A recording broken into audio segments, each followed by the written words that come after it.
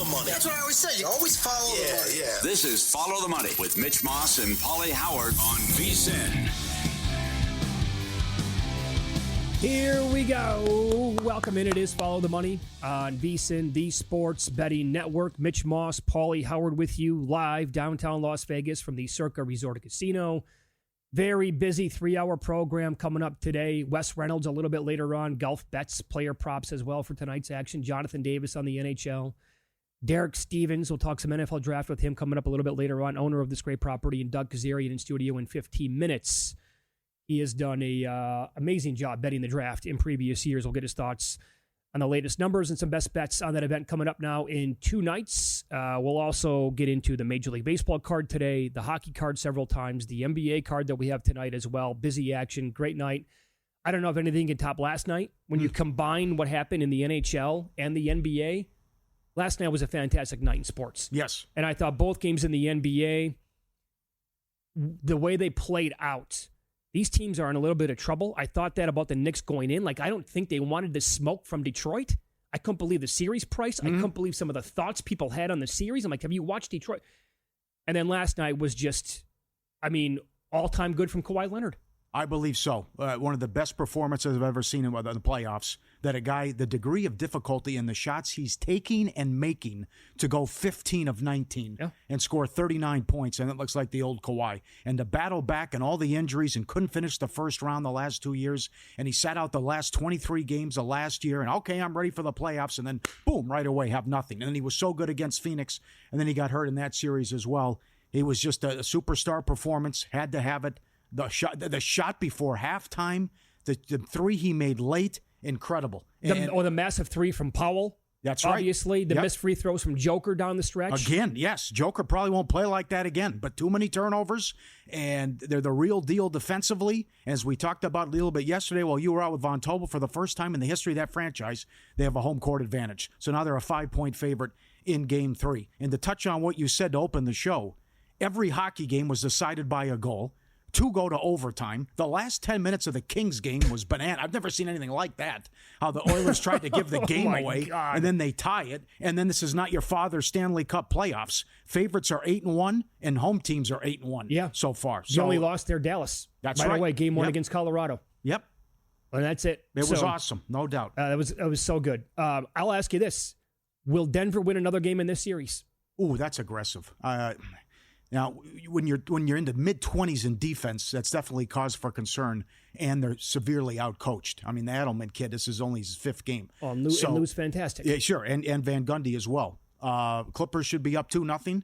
They gave away Game 1, as we talked about. I guess from the Denver side, they'll say we were sloppy with the ball. Joker had 7 turnovers, and Kawhi had an all-time performance. We feel good with where we're at. I will counter and say, now you go on the road. Can you trust Westbrook? Can you trust Porter? And you know the others in supporting cast will play better for the Clippers. That's right. And by the way, who are the others for Denver? They do not exist. No, bench did nothing again. They are 6 deep. That's right. That is it. Yep. So if 5 of the 6 guys, and if they're healthy, by the way, like Murray doesn't go down with an injury or something like that, if they don't have around 5 of those 6 guys all step up and play like massive and have awesome games, I don't know if they do win another game in this series or not. Wow, I would love to see this go 6 or 7. It's been fun to watch the first 2 games, but that's okay. So still you have the best player in the world with Joker. It's hard to just say you're going to go out in 5 because he can have a 30, 15, and 15 game. Well, what you just said, though, right? The Clippers have been the best team in the series. I mean, clearly, right? Should be up 2-0. Yep. They let Game 1 get away. And, Paul, for, 7 out of the 8 quarters, I think clearly, like not even close, no debate here, the Pistons have been better than the Knicks. Yes. So it goes back to a bigger discussion about how a lot of these series were mispriced, which the Denver series was mispriced. You saw a 60-cent move, 50-cent move on the Clippers. For the Knicks to come out a $4 favorite, I can't believe it. Astonishing. And we talked to Brian Mahoney yesterday. They might lose this series, and they might do the unthinkable and fire Tibbs. But a larger issue, and I like what he said after, was complaining about the refs. They're going to lose this series if the refs continue to give Cunningham the Jordan treatment. With 10 seconds left in the second quarter, free throw attempts were 14-0. In favor of Detroit, the road team. So he's saying we can't get a call, and they're treating Cunningham like a star, and Brunson can't get a call. And the fact that the Knicks just aren't that good. And everyone discounted the Pistons because of the lack of experience, or that this. I couldn't believe the analysis on this series and the Minnesota series and what the prices were. Mm-hmm. Now, here's the question, right? Because under David Stern's watch many years ago, you know what would have happened in Game 3 after a guy comes out like Tom Thibodeau and the players saying, "Oh my God, can you please look at the box score? We're not getting any of the calls, and we're the home team, by the way. We're playing at the Garden. We're playing at the Mecca, big market, right. And this team comes in with no pedigree. I mean, it's been so long since the Pistons have been relevant, right? They've been so bad for so long now. The glory days are many, many years ago. But so this would have flipped in Game 3 going back to Detroit, and New York would have gotten a lot of the calls. Tom Habistro had a great tweet. Now, last night, the Pistons shot more than 30 free throws, but we didn't have a ton of free throws in the late game last night. Free throw attempts by game are so far down this year. They're not calling anything for the most part. Yeah, there's a lot of interesting stuff going on. Highest ratings in 25 years for the first round.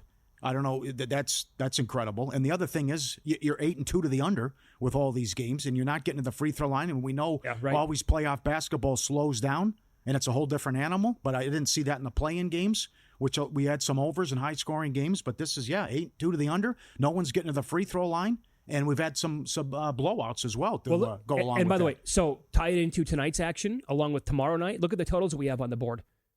This Boston-Orlando series, and it's Orlando, so that's going to happen. But it's right now at 198 with the total. So the only high total that we have is Oklahoma City and Memphis. Around 229.5, I think, is on the board right now at Circa. Well, the Bucks one's high. But the Bucks one is right. Yeah, that's another one too. But that's other than that, it's and I saw some projections right before the show from one bettor who I absolutely trust. Every number that he made was way under on these games for every single game. I think his number on the Heat and the Cavaliers game was 207. See, that's a series I like over, though. And that game went over. The Cavs were horrendous defensively. Yeah, I agree. But also, they're going to score against Miami and bombs away. Can we give the Pistons their flowers, by the way, too? You mentioned the drought. They lost 15. Long time. The last time they won a playoff game was 2008. LeBron was 249 on the all-time scoring list. Durant was Rookie of the Year. Eggs were $1.83 a dozen. Westbrook, Love, and Rose were about to get drafted. Oh, man. Think about that. Long time coming. And now they're favored in Game 3. This is real. Oh, the Knicks are. And I thought just going in, too, I said it last week when you were out, if I didn't have the Pistons on, I said this on the air a while back, I bet them at 271 to win the East, only to hedge. And I'm not going to hedge against them in this series because I think they match up really well with the Knicks. Yeah. I think they can beat them. Yeah. And I said if I didn't already have them, this plus 330 on the series price would have been an auto play, and I probably should have added more, but I didn't. Yeah, damn right. Yep. They're in trouble. And Cat isn't playing well. Brunson not getting to the line, and you got to stop with these slow starts. Yeah, plus, the Pistons have a lot of guys who can score, and they got dudes down low. Duran was good, and Cunningham's been a superstar. At least he was last night, and I expect that to continue at home. And the other one, I know, the kiss of death, right? Every person at ESPN.com picked the Lakers to win the series. Right. And by the way, none of them had to go in 7 games. Yep. Most of them had it in 5, maybe 6. I think the Timberwolves here, $1.25 to win the series is a great bet. Based on the numbers we pointed out yesterday, the Lakers went the first 20 minutes of the game without committing a foul, and then they gave up 27 uncontested threes, not even within 6 feet of the shooter. And they hit 19 of them. Right. So that's the plan about pack it in, but these guys are going to knock it down. And then maybe there's too much Luka, where I'm going to shoot some other guys are standing around. Reeves had a bad game. Reeves got to bounce back, I'm interested to see what happens here because I don't like their chances to get a game in Minnesota. This is a tough matchup for the Lakers, and that was embarrassing what took place in Game 1. So I'm totally fine, if you're going to pick the series winner, right? And you're not going to say, hey, I'm going to lay in 190. All you're doing there is, as an expert, right? You're picking who you think is going to win and how many games. So the majority of people, you would expect that they're going to pick the Lakers. I understand that. However, again, some of the analysis that I heard on that series was absolutely baffling to me. Go on. People at that place and maybe other spots as well, saying the Lakers would win in 5 or 6 games. Part of the reason why was because their depth is better than the T-Wolves. What are we talking about here? The Lakers' depth is the T-Wolves are one of the deepest teams in the entire NBA. Naz Reid, Dante DiVincenzo, and McDaniels in the game that he had, they are major problems for who matches up with those 3 guys for the Lakers off their bench. Yeah, they don't have a single player. Well, they're going to get killed down low, too. Of course. And I'm still shocked at the post-game comments that their physicality surprised us. Come on. Well, this isn't like a second-round game in March Madness here. I mean, you played these guys many times. That's right. That's a bizarre comment. NFL Draft, one of the few betting events where research beats reputation. VSiN Pro helps you cash in.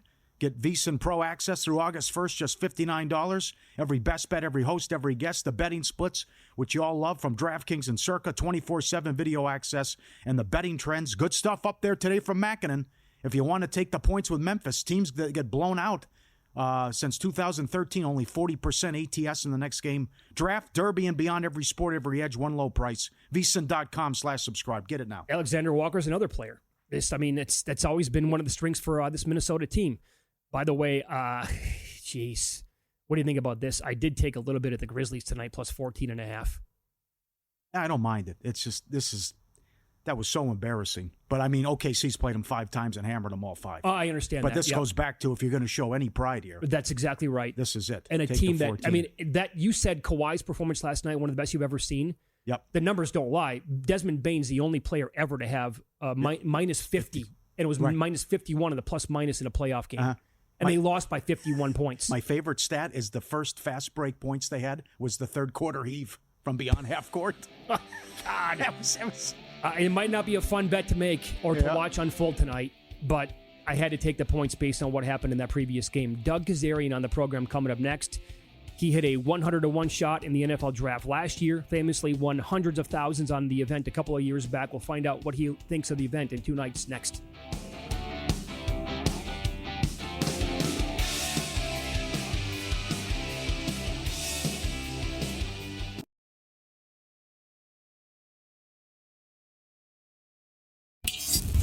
This is Follow the Money on VSiN. Welcome back. We are live in downtown Las Vegas from the Circa Resort and Casino. NFL Draft coming up in 2 nights. That's going to be awesome. We're going to be hanging out at Stadium Swim for the entire event. Dr. John in town. Can't wait. All right. Doug Kezirian joins the program now. He is in studio, kind enough to swing on down here on a Tuesday afternoon to talk NFL Draft. For those of you who don't know, last year, and thanks for the text on this one, by the way, you had Brock Bowers at 100-to-1 to go to the Raiders. I posted it on a free site and gave it away on multiple podcasts. Going back, you had Walker to the Jags, number 1, when he was 20-to-1 and 10-to-1, right? When we thought everybody thought it was going to be Hutchinson. And then most famously, in 2021, that was the Tyson Campbell draft. For people who don't know the story, you won almost $300,000 on him. How? Yeah, I wonder if I'm the culprit here, like change the whole landscape of draft betting and why books are running away from it. No, it was quote unquote a mistake, but it wasn't Trevor Lawrence who was the number 1 pick that year in a running back index bet. Like it wasn't mislabeled or anything like that. It was these index bets, and with each book has a certain hold percentage, right? So if there's a minus 250 favorite, and then the second favorite's like plus 200, and another one's 3-to-1. Like everyone else, to offset all the hold, has to be 100-to-1. So they had a bunch of 100-to-1s, and we see this in the derivative market when there's an injury. Like, look, Tatum's now doubtful, right? So the leading scorer of that game has to change, and then the points props have to change, and then everything else. Maybe the rebounds leader for the game. If you remove one guy out of an index bet, there's a domino effect. Well, what happened was Tyson Campbell out of Georgia. There was Stokes out of Georgia. He was already projected first round, but Campbell was climbing the markets. And if we know now with the mock drafts, right? So over the weekend, there's little blurbs you get in cameos on radio or tweets, but everyone saves their final mock draft to Wednesday. And then there's some TV show stuff, but it's really breadcrumbing from like Friday to Wednesday. And so what was happening was Campbell was moving up the board. Here, his over-under for his draft over-under was like 62.5. And my buddy bet it big, and it went to like 40.5. And then he was done betting it because he only had so much money. He had all these other props. He goes, I still like under. So Campbell was climbing because he's a corner. He was originally thought to be a safety because he was a tall player. So when these books initially put up their index bets or indices, they label a guy a certain position. So 3 months before the draft, he was a safety. And so he was in the index of the first safety drafted. Now, there was Mo Rig Woodard that year that was supposed to go 15th for the Raiders. He was minus 250. And another guy out of UCF, I believe. And so what happened is those guys fell, things like that, and it just was a perfect storm. And the fact that Urban Meyer was coaching the Jags at the time, wanted to recruit him out of high school in Florida to when he was at Ohio State. Urban Meyer was at Ohio State, didn't get him. He went to Georgia, so there was definitely a backstory there. How did you attack that? Did you jam the kiosk?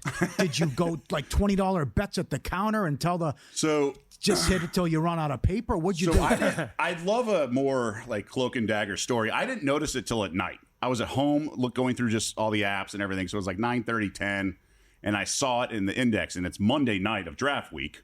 And it's just like the edge, linebacker thing. Like it's all positional and sort of those tweener guys. And I realized I saw him in the index bet, and it was 100-1. So I actually drove down to the Bellagio and was firing in the kiosk because nothing else was open. And that machine, and things have changed a little bit, but that machine can only print out a ticket that pays max $20,000.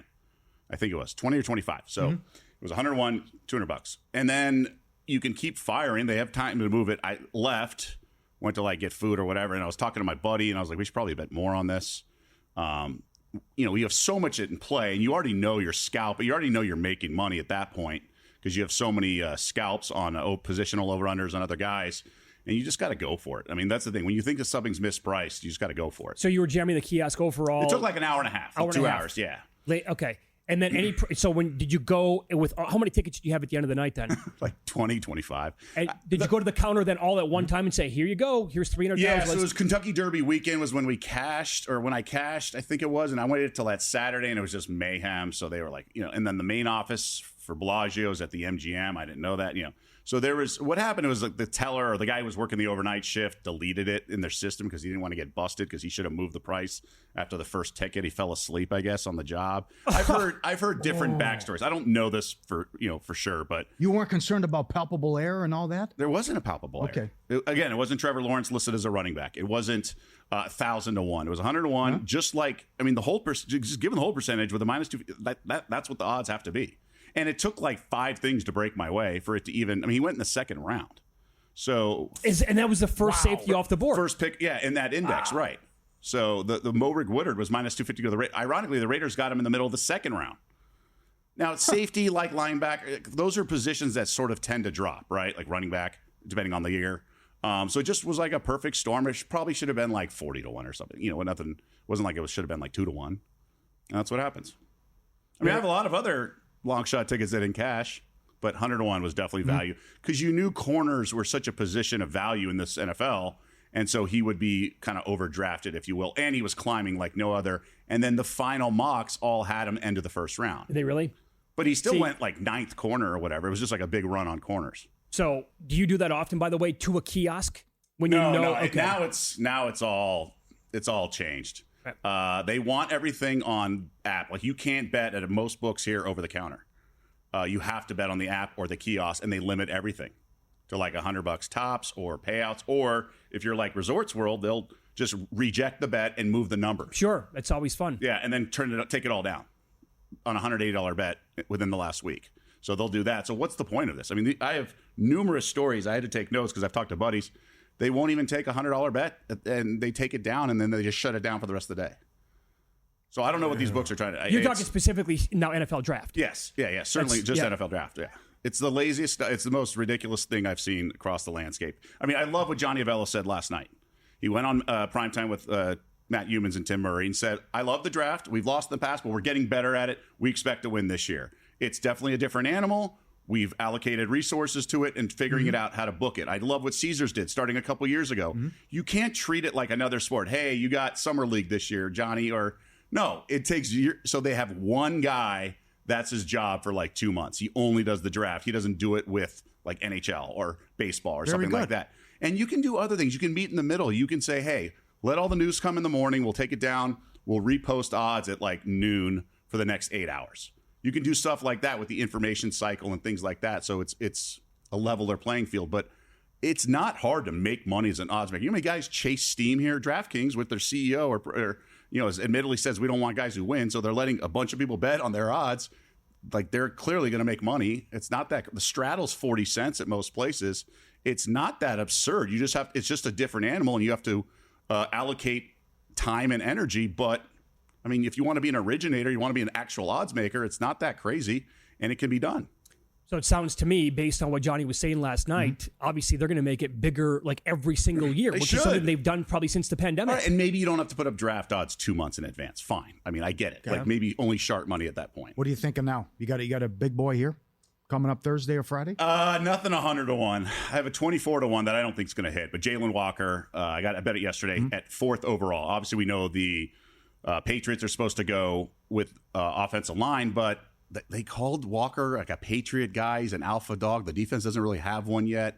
I know they want the tackle to protect Drake May's blind side, but if they were to go sort of curveball, I think that's who they go. Stud out of Georgia, things like that. Most places it's 10 or 12-1, right? So I would go. I mean, I don't think Genty's off the board there at 4, or out of the question, I should say. No, I want to run that by you. I mean, they want to protect their young quarterback? Isn't a stud running back like a good way to do that? Did Mike Vrabel not have Derrick Henry and that offense completely based around him his entire time that he was at Tennessee? I mean, Saquon made Daniel Jones look good for a while. So I also think there's this idea that you need to file away. Now Genty is like even money or turned into an odds-on favorite to go 5th overall. The thought is that Jacksonville's going to take him. What about now? So if the Raiders wanted him at 6 and now Jacksonville wants him at 5, what if the Raiders say, well, we really want him, or another team loves Genty on top of it and says, okay, we're going to move up with New England to number 4, and that's where we're going to take Genty. And the Patriots would probably be super happy to move back in this draft. I think this is a down draft, right? I talked to one guy who actually works at a team, and he heard within his office, like there's only 3 top 10 guys on their board or something like that. So that's why I think Genty's being discussed. And I know Barkley, and I know the recency of that. I just don't think he's like this guy you trade up for. I really don't. I mean, he's a Mountain West running back. We don't really know how he's going to project. Some guy, all it takes is one guy to love you. We've seen that with ridiculous draft picks over the last few years. But I some of this is just smokescreen. I'm not convinced the Raiders. Convinced the Raiders want him. Okay, so more with Doug Kezirian up next. We'll get his favorite bet on the board right now, if there still is one here on Tuesday. Yeah, there is. And by the way, you mentioned Johnny Avello last night. If you missed his appearance with the guys on VSiN Primetime, all you have to do is get the VSiN Watch app. You can get it on the Google Play Store or download it on the Apple App Store as well. VSiN Watch app. Get it today. You can watch and listen to live shows and every replay of every show here on the network as well. So more with DK coming up next. You got very excited there. Yes, there is. A favorite bet on the board as of right now for the Thursday night NFL draft. We'll find out what it is next here on VSiN.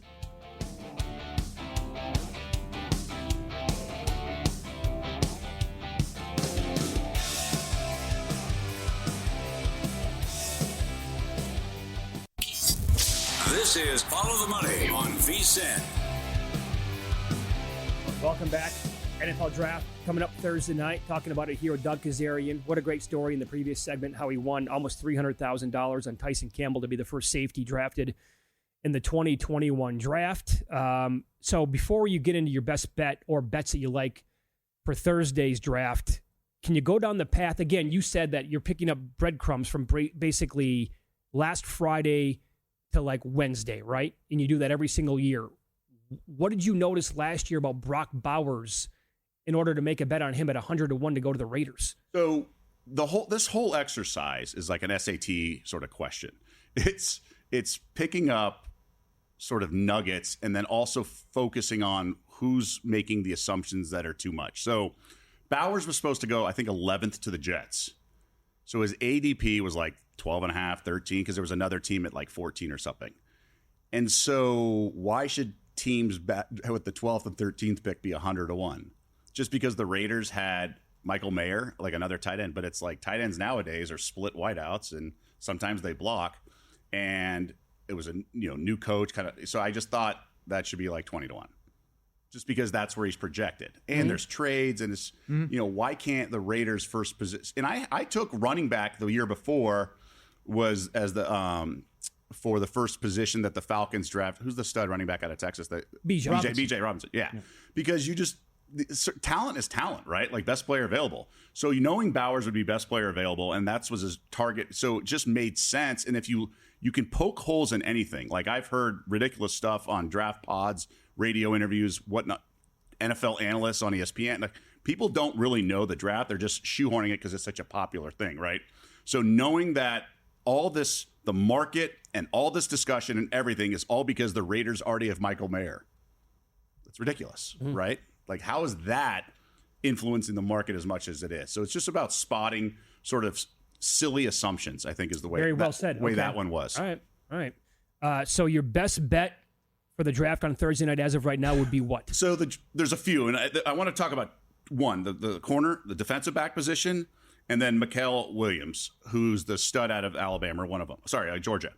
So with this kind of stuff is, we talked about it earlier about the domino effect. When one guy, like, for example, Shedeur Sanders dropping out of the third pick slot, maybe even the Saints, the top 10, then there's got to be people moving in. And that's where you have to go back and take notes on everything from months earlier and start to move. So you heard Carolina loved him. You heard the Saints loved him. So now the Saints are back in the picture, and even the Raiders like him in case they want to go beefier on the defensive line and maybe not Walker. So, and then you see the market moves, like who's the first defensive lineman edge guy. And by the way, Abdul Carter and some of these guys are listed at different positions depending on, same with Travis Hunter. So be careful on all of that.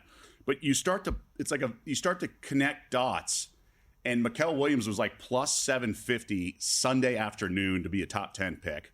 By Monday morning, he was plus 350. Last night, he was plus 150, and now he's about even money. He's probably going to be minus 200 tonight. So, yes, did you miss 750 on Sunday? That doesn't mean it's a bad bet because there's more information that's come out. So, with all these guys dropping, It Williams needs to be has come stated, up. this is entirely different than betting an NBA game tonight. Correct. It's not even close to the same thing. It's all based on information, so you're spot on with that. Right, because he might be minus 500 by draft There night. you go. And so it's all beauty in the eyes of the beholder, right? So I think that's a really important thing. The other thing is the cornerback, defensive back position. And I think this is so important for me because Will Johnson's the guy out of Michigan who was very highly thought of, right? He's the big guy. He was from minus 300 to pick him to back to minus 200, and now he's about minus 140 to be the first defensive back. But there's Jahdae Barron, who's a total stud, crushed the combine, and can play sort of different positions like a slot cover. And so, and with Johnson, he was 11.5, and the over got pounded. The key is for me is McShay with the Niners at 11 on his recent pod said he is definitely not going 11th because the Niners do need a corner, but they need other positions. I think McShay has going O lineman. That's a guy I think you can trust. He talks to everyone. So 12 is Dallas. They don't need a corner. And 13 is Miami. And the reason I'm bringing up those two is because the over-under got moved to 13.5. So Miami needs a corner. But, and this is where it really takes expertise and knowledge, and this is why the books are running from what could be a moneymaker, and that's what I love what Avello said. If they do their homework, there's going to be a bunch of people chasing steam and don't know what they're doing, and they're just reckless. So Miami mostly does man-to-man. That's their defensive structure, and Johnson is not a good fit. He's more of a zone corner, if I'm remembering this all correctly. So Barron is perfect in that spot. So even if Barron doesn't go 13th to Miami, because they could go another position, O-line or something, they're not going to get Johnson. So hammer over 13.5 as well. So even today, I laid minus 300 for over 11.5 for Johnson. He's not going because there's going to be a run on wide receivers at some point, maybe Dallas 12. So maybe 30, maybe things will change. People trade up. But no one's trading up, in my eyes, to take Johnson, who has an injury history. He avoided all the 40-yard times and all the stuff. He's not fast. He just played on that Michigan national championship team. Oh, and then this year he had an off year, or he just didn't have the great defensive front protecting him. So I don't think he's the first corner at all. So I would do Barron under 18.5 plus money, although it's now even. I still think that's a good bet. But I would do him plus like $120 as the first corner off the board. Okay, very good. I bet him last week plus 150 under 18.5. I also took a shot on him top 10. Okay. At 10-1. Yeah. Because Aaron Glenn is the new head coach for the Jets. Loves him. And rumblings there are that, he was a defensive guy. He wants to go potentially cornerback here, and he loves Barron. But what'd you get? 10-1 top 10 and under 18.5 plus 150. Okay. And he's plus 120 now under 18.5. But the thing is also, this goes back to assumptions. Just because the Bears bring an offensive-minded coach doesn't mean they can't draft a defensive player. Oh, sure. I get the appeal if Genty fell or even Warren or something like that. But again, where are the assumptions being made? And a flimsy assumption can skew the market way too much. So it's all about finding value. So I think just today, Mikael Williams has value at even money. Barron has value at plus 140, but there's more value like plus 750 Williams on Sunday if you had done the homework and then you see Sanders is really falling, you can start to remember that Carolina and the Saints. So if you put it all together, that's how you beat the market. But you can't chase steam anymore. The Skins, everyone, they're moving stuff drastically. Bookmakers have learned how to book this draft much more efficiently. Okay, are we totally buying that Shedeur Sanders is not going to go in the top 10? Is there anything here to the Giants potentially losing their minds at number 3? Yeah, I mean, I said technically the draft starts at 3. I mean, you just have to. You can't just assume this. I mean, 1, I think we know. That's Carter. Yeah. To me, it's got to be Carter, though. At 3. Yeah. Right. That's why I said technically it could be, I guess, Sanders. I mean, I don't want to die on that hill, but I'd be stunned if it's not Carter.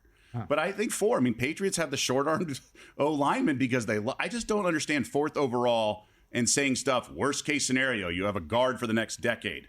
It's like, oh, he's blue collar. It's like Duke drafting Duke players in the 90s. It's just silly at this point. They've called Walker a Patriot guy. They like him. They speak highly of him. But again, I wouldn't bet it at the current like 12-1 or something. So unlikely, Mitch, obviously. So Mitch's question: how far does he fall? And then still, there's people all over the networks making the case that Dart can go. I'm under 2.5 quarterbacks. Yeah. Oh, did you see the move on that today? What is it? It's like still plus money now. Plus 105. Yeah. Oh my God. It was just plus 340. Again, they're moving drastically because they can. If you have that big of a straddle, then you can always move it back. But you don't want to. The worst thing is like an NFL odds maker told me this. The worst thing you want to do on a Monday or Sunday when you take an opening bet at 3.5, move to 4, take another max bet 4.5. You want to move it to 5.5. Usually, you want to avoid the 6, and then see what happens. And if you have to move back the other way, who cares? You're only middled one limit bet on a Monday from the next Sunday. That's like a $2,000 bet instead of just taking chunks and being lopsided. So in that case, they'll just go the other way, and if these limits are relatively low, that's how you book these stuff. You have to drastically move, but you got to be careful moving the number, like I was talking about with the corner situation from 11.5 to 13.5. You got to be careful with those teams because it's about fit as well. Right. Did you notice something with Jalen Milroe the other day on a prop? I over 32.5, so he's not a first round pick in my eyes. I can't imagine that. Minus 200. I mean, it's out. I mean, value can be minus 200. Yeah. Of course it can be. Right. But again, remember, the farther you get away from the number 1 overall pick, the more unpredictable it is. Of course. I mean, it's an obvious, but worth saying. So like top 5, we know, it's like, so once you get into the 20s, then you got Howie Roseman sitting there wanting to trade. I mean, stuff can get a little wonky. A few years ago, I did barely eke out a win. It was the most trades ever on draft day. So but I would have won a lot if Stroud and Will Anderson went flip-flop back-to-back to Houston. Same here. That just crushed me. Yeah. And there are also going to be those dumb picks like the offensive tackle that the Arizona Cardinals took from Ohio State. Like sometimes these hero GMs just make bad picks, but you also have to factor that in. That's why you want high payout to some of this, and you don't want to be laying too heavy of a juice. But I do like Will Johnson over 11.5, things like that. Very good. That was awesome. You're also a big NBA guy. Yeah. Quickly here, about a minute left. Lifetime Lakers guy. Are they in trouble here? Zigzag theory. I would not. Remember last year, T-Wolves won the first 2 games in Denver. Mm-hmm. A week ago, Sherpan asked me if the Thunder don't win the West, who does? And I said Minnesota. They took a while to figure it out. Then DiVincenzo was hurt. Gobert was hurt. I think their flexibility and they have a stud and Ant. Remember a year ago, when it was conference finals before game 1 at each, the T-Wolves were the favorite over the Celtics to win the title. Like this team's good. Remember, he's getting Michael Jordan comparisons. So the T-Wolves are legit for sure. I do think the Lakers win. I like maybe a combo of like T-Wolves win the first quarter. I think T-Wolves pick up where they left off. Really? And the Lakers come back and eke it out. But the Lakers have been playing well in the first quarters, like last month or so. Thanks, dude. Good to see you. All right. And then Grizzlies first quarter, I like. Okay, very good. You can follow Doug on X. He's at Doug Kezirian. And also Instagram, by the way. Great dog, Arthur, that he puts up there all the time. Win some, lose some up next. Winning in this fashion was 45-1 last night. Pauly with the details coming up.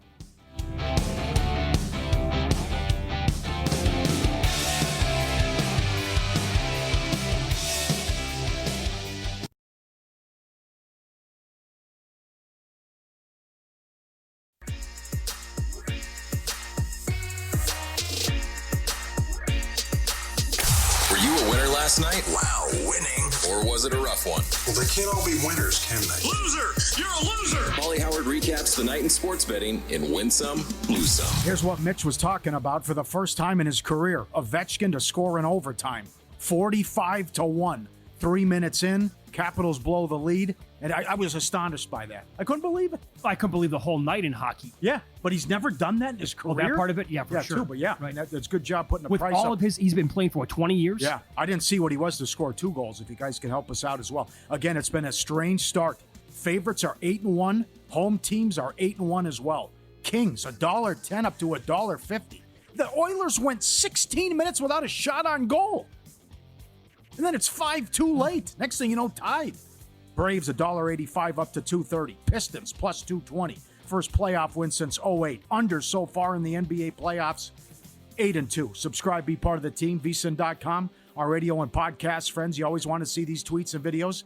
At Pauly Does Vegas on Instagram. Send them in. We'll put you on like our friend Tammy, who hit the Pi Gow Progressive for over 100,000 at Red Rock not that long ago. Look at this the other day at Caesars. $3 million. The Pi Gow Progressive jackpot. It's the royal flush, too, with the to top it all off. But it's 8, 9, 10, Jack, Queen, King, Ace suited. Joker in there. Bang! So this is one of your favorite games to play. Not mine. Any idea how long it would take to build up to $2.93 million? Well, I need to know how many properties it's tied into. That's the big reason why. Well, Caesars probably is that. Do you think is there any chance that's nationwide? I don't know. Good question. Okay. Also, what the minimum bet is too. Probably a $5 minimum bet on the bonus, but that I would say that would take a while. The crazy thing is, again, at the South Point, it hit twice back-to-back days a couple years ago. I can't believe it. They did it. They did it. We did it. The schedule's out today. I give Dan Wetzel credit and Pat Forty. They changed the start of the Rose Bowl finally. No more holding us hostage. They moved it up to 1 o'clock Pacific. That means the Sugar Bowl won't get over at midnight on the East Coast. Oh, wait a second. Does that mean I don't get the Pasadena sunset anymore? You got it. Gone. At the end of the third quarter? That really stings. Good job. They moved. So the national championship is January 19th. Yeah, I don't. And they're going to keep it on a Monday. Yeah, I don't like that either. I mean, that could easily be a juggernaut like on a Thursday, right? Does not have to be on a Monday, but the 19th now of January. Yep. I love what Channing Frye said, former NBA player, about one of the things hurting the NBA is nostalgia. And these people who are clinging to something that sucked. And they're, back in the 90s. So Celtic City was on last night. 9 episodes, there's one left. And it was the 08, they're talking about the 08 team that won 60-some games and won the title. In the second round against the Cavs, they won Game 6, 74-69. And they won Game 1, 76-72. You don't know how bad the sport was then. What? And you're thinking, these guys, okay, so they shoot too many threes. They played a 74-69 game in a Game 6 with Pierce, Garnett, LeBron. Oh, I don't recall Ray that Allen. at all. Yeah. I know that Celtics team specifically was unbelievable defensively because of KG. But I had no clue no one they could played. shoot. There was no one played with pace. No one could shoot. That's incredible. And get out of here with the great defense. 69 points has nothing to do with that. I would say old school people, their memories are a little foggy on this. Yeah. There was a long stretch where the NBA was absolutely terrible. Yep. How about what happened last night on the postgame show? I was watching it live. Big win for the Clippers. And then it's happened to me. It happens that The other thing about Kawhi is, you all right, big fella? Yeah, catching a cramp. Go ahead, keep talking, Chuck. Yeah, we on TV. I know what we're doing. Go ahead. Yeah, that's that olive oil you've been drinking. I know. Hey, take some matches with you. And Ernie's got his hands like, hey, we're on live television. What happened? Well, Kenny thought he had a nature call. Shaq had to go to the bathroom live on television. He's got to run in front of the camera. Let's go a little inside baseball here. Right, because we did mornings on this network for like 7 years. For the new crew here that might have never watched or listened to the show back then, that happened to you 2-3 times a week. Yes, it did. When we were at mornings, I'm not joking. I know. And it's a long run to the bathroom. Yes, it is. Every time it would happen, by the way, the fellas in the back would play the Lamar Jackson. That's right. On Sunday Night Football, I think it was. He was running off to he had to go to the bathroom. Go to the bathroom, right. Yeah. It's incredible. I feel for you, Shaq. I've been there, brother. You can relate, yeah. Strong. How about this? WrestleMania. The biggest gate they've ever had for an event ever. Look at the rideshare line out.